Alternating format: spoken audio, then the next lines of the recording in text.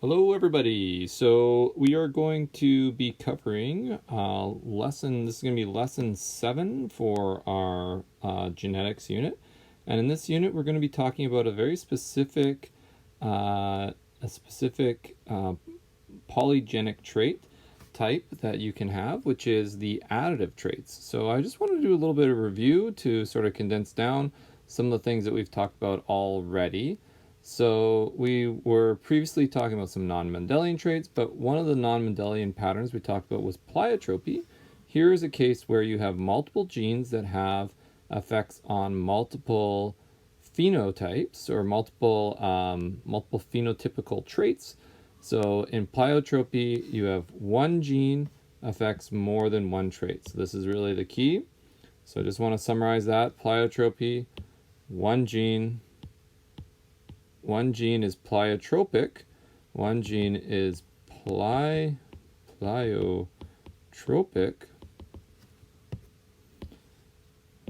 Why am I writing so big? Here we go. Let's try this. Okay, one gene, or a gene, that's better. A gene is pleiotropic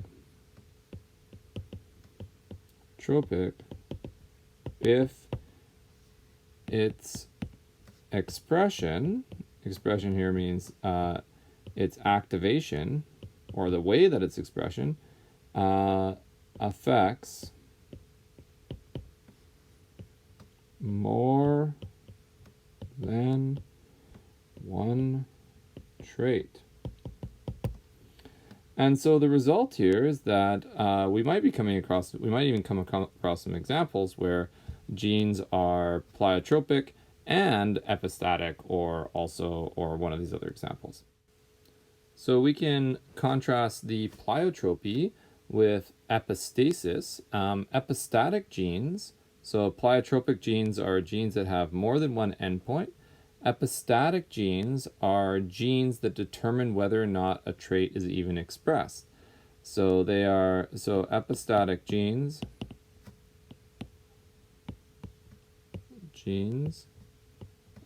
control whether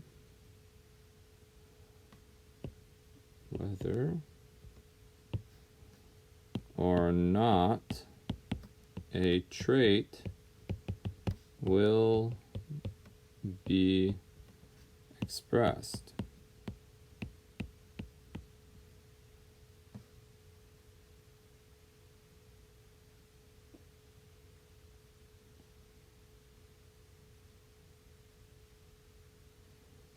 And as this is also sometimes we see them just simply having a modification sort of aspect. So I've seen explanation of this epistatic gene interaction as a way of masking another gene, preventing expression, so they can create new traits altogether through this interaction.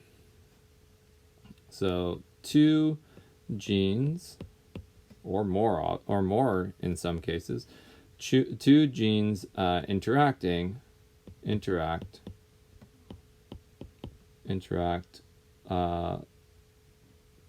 for a single trait.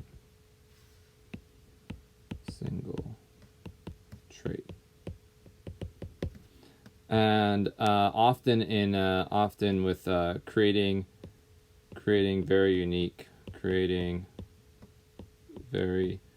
unique phenotypes. And I'm going to put that in there right now because we are going to contrast that with the next example, which is the example of additive traits.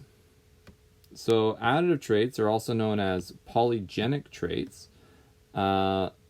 So polygenic means here that there's multiple alleles, multiple genes. So polygenic actually, not just multiple alleles, multiple genes really is better, as a better explanation, multiple genes. So additive traits are essentially where we have multiple genes that that work together to modify the phenotype.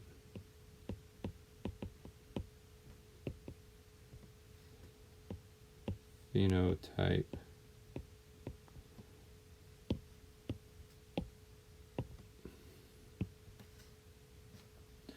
The result is a continuum of phenotypes.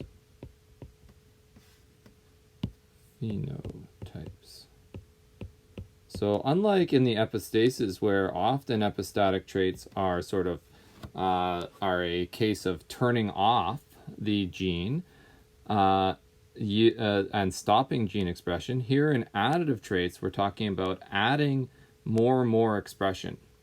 So multiple separate genes code for the same trait in approximately the same way. Having more or less of the dominant alleles increases, or more or less of the dominant alleles, or in this case similar alleles, maybe that would be more specific, similar alleles, increases or decreases the presence of this trait. So this is different from epistasis, where the different allele combinations cause very different phenotypes. So that's an epistasis. Here we're talking about a continuum of color.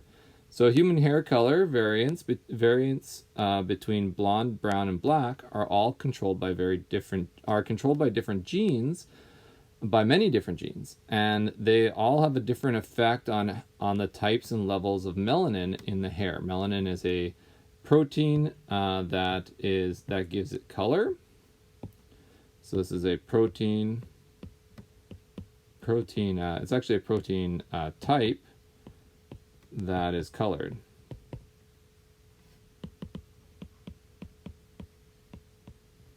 So having, and there are actually two different types of melanin, or at least two different types. And so having more or less of the different types of melanin can lead to different combinations along the blonde-black spectrum of hair. So more dominant alleles allows the hair cells to produce more melanin and more different types of melanin, and that gives you a darker color, while the recessive alleles will decrease the amount of melanin present. Another example is the human eye color. So human eye color depends on at least two genes. So on at least two genes. And one of those controls the brown-blue color, brown-blue, but this can be modified by a dark light gene. So one controls the color of the pigment, the other one controls how much pigment is placed in and around the iris. So genotypes and phenotypes can be something along this line, where you could have all dominant alleles, or dominant alleles with a heterozygote in the dark light range, and that will give us a dark brown eye.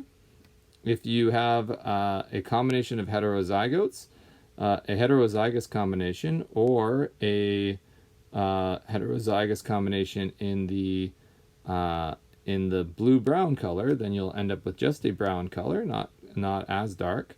If you have the hazel eyes, that's because you have the dark gene the brown gene from the dominant brown gene, and a single light colored gene. And you also have the low pigment formulation of the pigment control gene. So this gives us the light pigment. So here, let's think about this. This is light pigment placement.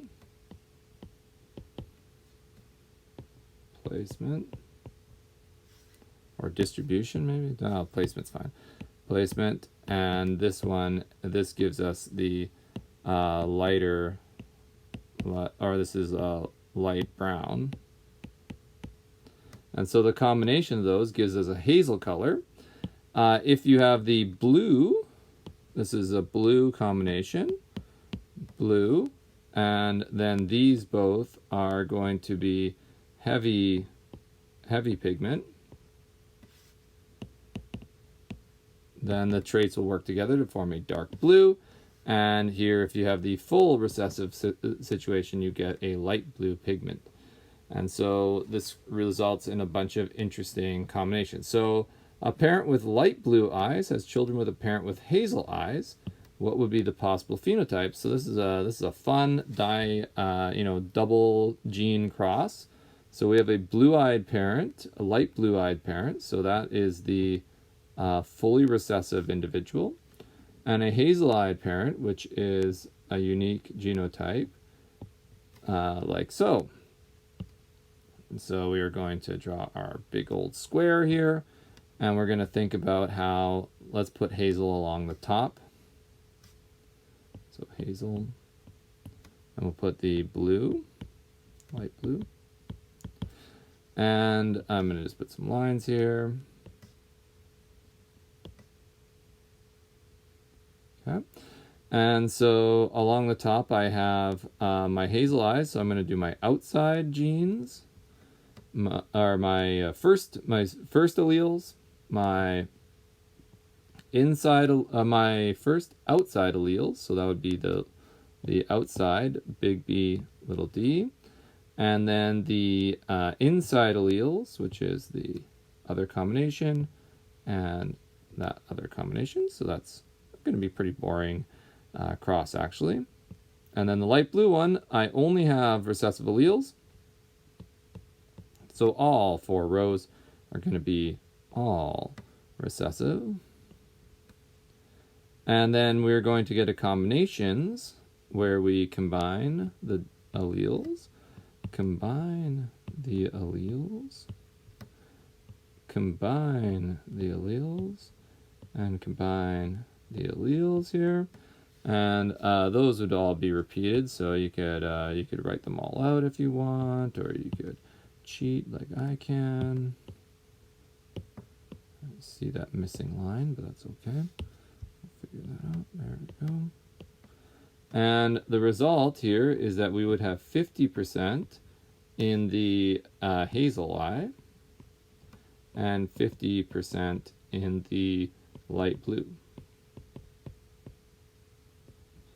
Okay, I'd like to try one more example here, which is, I'm going to do my own example. I personally have dark blue eyes, dark blue. So I probably have this this phenotype here. My dad has light blue eyes, so I'm going to assume that I have this phenotype. My mom has brown eyes. Actually, my mom has hazel eyes. So I probably have I have a hazel mom and a light blue dad. So that informs me that that's probably my genetic ratio, if this is in fact at all accurate. And my wife has brown eyes. They're pretty brown. They're a little bit on the lighter side of things. So let's give her the heterozygous phenotype, because we do have one son who has hazel eyes, so that must have been a result. And so this is going to be our light brown, or just brown, I guess. Basic brown. Okay. So those are my dark blue eyes and my wife's brown eyes, and let's see what happens. I'd like to see if this will explain why I have one son who seems to have hazel eyes, and one son who has brown eyes very similar to my wife's. So let's see if we can get to that point. So I'm going to put along the top, I'll put my wife's alleles along the top. And feel free to do this at home with your own parents if you'd like, if you know the eye color of your parents, or especially if you know the eye color of your grandparents. That will help you decide what is an appropriate combination.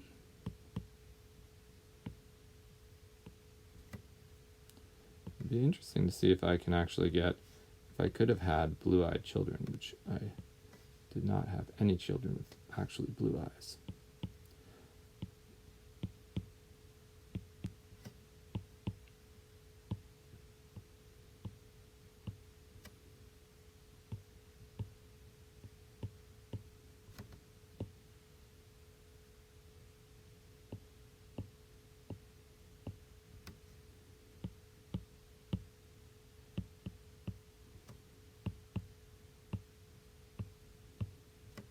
Now in this case, I almost felt like this might be a case of epistasis because they are kind of different, right? We do get, it's not quite a continuum of colors, but it's also not quite epistatic because we aren't stopping the expression of a color when we have the other gene combination. Now the rest of these should be repeats because I am quite the homozygous here.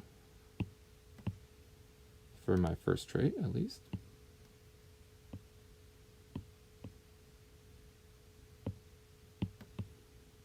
Okay, so let's see what we got. We've got, I'm going to use, let's see if we got any dark blues. Did we get any dark blues? So to have dark blue, we would need the homozygous in the first case and heterozygous, or, so here actually we would have a dark blue color, homozygous or heterozygous, homozygous or heterozygous. Oops, that one's not dark blue. Homozygous or heterozygous, homozygous, heterozygous, homozygous, homozygous, homozygous, homozygous, heterozygous. Okay. And look, there actually was potential here for a light blue as well. And then what do these other ones mean? So I have to remind myself, if you have, we have some hazel options here. So anybody who is in the is recessive but has the dominant brown gene is going to be hazel. So I'm going to have to do some color mixing here. Hazel's got kind of a greenish to it, right?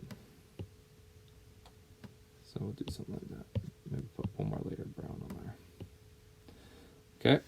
And then I'm looking for some brown eyes, and I also have the potential for a dark brown if I had homozygous in the first range, but I do not have any homozygotes, so I only get brown eyes for all of the others. So if this was truly our genotypes, then it would actually be pretty rare, or my one son was pretty lucky if he's truly hazel-eyed, because I got 1, 2, 3, 4, 5, 6. We can focus in on just one set of these because it is repeated. So I've got 3 brown eyes, and that's the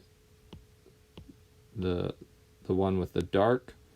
They're homozygous for the dark color, for dark pigment or extra pigment, but they are heterozygous for the brown color, or they are heterozygous for the extra pigment, but still have the brown color. I also get 1 hazel in that subset there, and that is the heterozygous for the dark color, but they are recessive for pigment distribution. And I also had a chance of 3 possible dark blue eyes. And that would be the recessive phenotype, and then the dominant pigment distribution. So we are getting, so in this case you have lots of blue pigment being made, but its distribution is heavy. Or a light distribution, a light blue possibility, which is the recessive condition. So that's very interesting. That means that my one son was, one of my children were the brown eyes. So that's a 3 out of 8 chance. I don't know what the math is on that. 2 out of 8 is a quarter, so I guess it's like 375 or something. And or 37.5%, I believe. And then I have one child who is a hazel eyes, so that's 1 out of 8, so that's a 12.5%. And then, but there was actually, if this was true, there was a 37% chance that I could have had blue eyes, dark blue eyes for our child. Well, I'm actually okay with that because blue eyes are more prone to iris cancer, so I'm okay with my children gaining the benefit of having some melanin in their eyes. That would be good for them, or extra pigment at least. So that's really interesting. I'm interested in that. I wonder if possibly, oh, you know what? My wife could be dark brown eyed, and then that would eliminate the chance of, that would put us back at this position, and we would have a much higher chance of not having blue-eyed children. So maybe the next year I'll do this question again, but I'll assume my wife has the dark brown eye color, in which case I'll give her this one. This is how additive traits work. We have multiple alleles that work together to form a variety of phenotypes that are all closely related to each other, often similar in appearance. The blue-eyed gene one, there is a third gene that is involved, and that gene is involved in forming the green color that we sometimes see, and I guess in the rare cases there's violet even, but that's, I believe, a mutation. And so that green color is from a third gene, I believe, and I'm not sure how the combinations of those work. But you can see that that this is sort of the idea of an additive trait. I usually look at this more as a definition type question, but we have been doing a lot of multiple gene crosses this year. And so, you know, given the example, I think that you should be able to work around with it. Let's just, and we'll do an example together in a project that's coming up as well. All right, with that, I'm going to just leave this as a short one, and we'll come back and talk about epigenetic traits in a minute.